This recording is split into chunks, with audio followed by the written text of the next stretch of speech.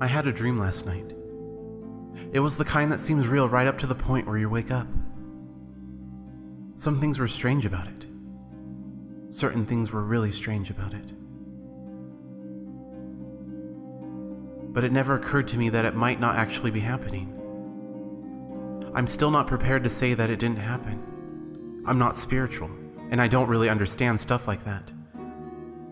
I just feel like I've been somewhere, and now I'm back.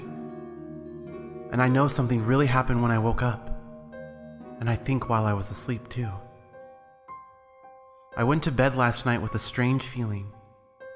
We all remember times when we felt like we were being watched, but this was more than that. I felt like there was something there with me, but still, I couldn't keep from falling asleep. I don't exactly remember the beginning of the dream. The first thing I remember was starting at my house and walking. I was just walking down the road. All of my neighbors' houses were gone. It was just a long, empty road, and there was no one around but me. I don't remember what I had been doing at my house before, but I may have been there a while before I started walking. I just recall feeling a strong urge to walk. I felt okay walking down that road. It was cold and dark, and I felt a little lost, but I wasn't afraid. Not like I had been in my room. I don't know how long I was on that road. It felt like a long time. I mean, days long. But I never felt tired, and I just wanted to keep walking. The road changed after a while. It had been straight and nondescript the whole time, but eventually I reached a bend, and then a fork in the road. When I reached the fork, I wasn't alone anymore. A familiar voice called out to me from the side of the road. "It's good to see you," the voice whispered. "I'm just sorry to see you here." I turned to face the voice, knowing who I would see. It was an old friend from my childhood, someone I haven't seen in years. He looked just a little different from how I remembered him, but not by much. He was older than when I saw him last, obviously, but he seemed at least a few years younger than me somehow, even though we're supposed to be the same age. He was also very pale, unbelievably white in fact, and he had deep circles around his eyes that were solid blue, as were his lips. "What are you doing here?" I asked. "I'm here to warn you," he replied. Naturally, I was all ears. "There's a man in your house right now," he explained. "What do you mean there's someone in my house? I was just there, I think." I didn't exactly know how long ago I had been there. I wasn't sure how long I had been walking. "You don't understand," my friend stammered with apparent urgency. "He's really in your house right now." I had no idea what he was talking about, but I was curious.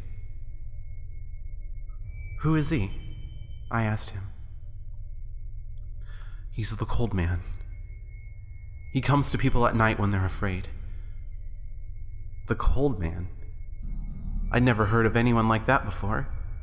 I wanted to know more, so I asked, "What does he do?" "He waits to be noticed. Then he makes his move. You know that chill you feel on your back when something really scares you? That's not just nerves. That's him standing behind you." "What for?" I wondered. "What does he do once you've noticed him?" My friend looked down and away. He wouldn't answer that question. "Just don't let him in," he cautioned. "What do you mean?" "He can be close forever," my friend explained. "He'll walk around your house at night, and even stand in your room while you're asleep, like he is in yours right now. He can know where you are. He can even be looking right at you. But he won't find you unless you let him. How does he find you? I mean, how do you let him? My friend looked to either side of the road, like he was worried that someone might overhear. He leaned in very close and whispered, "If you see him, if you hear him, or if you ever start to feel suddenly very cold, don't move. Don't talk to him. Don't acknowledge him. Don't ever let him in." "I don't understand," I admitted. "How do I get rid of him?" "You can't," my friend replied in a small stuttering voice. "Look, I'm out of time." "Out of time?" I repeated, not sure what he meant exactly. My friend shook his head. His eyes were wide and he was shivering. Off in the distance, I noticed a dark figure creeping up behind him, but something kept me from speaking. "My time is up," he stammered. "Just whatever you do, don't let him in. And whatever you do, don't answer it." Something pulled my friend into the darkness, and suddenly I couldn't see him anymore. Before I could follow after him, though, I was startled awake by a loud noise. I was sitting in my room, fully dressed with my shoes on. I could swear I wasn't dressed when I went to bed. My shoes and legs were covered in dust. My feet were sore, and I could hear a ringing noise right next to me. In the confusion of waking up from such a vivid dream, I didn't immediately recognize it. I felt so cold. Then I looked down and saw my phone. That was the source of the ringing. Remembering my friend's words, I didn't answer it. Eventually, it stopped ringing. The room was cold as ice. The feeling that I was being watched was as strong as it had been when I had fallen asleep. I could hear something moving inside my closet, but I dared not move. I just closed my eyes and waited. Eventually, I heard footsteps walking away, still from inside the closet. It was as if they were walking down some unseen hallway, though my closet is small, and I couldn't see anything unusual in there. When the footsteps got far enough away, the cold lifted.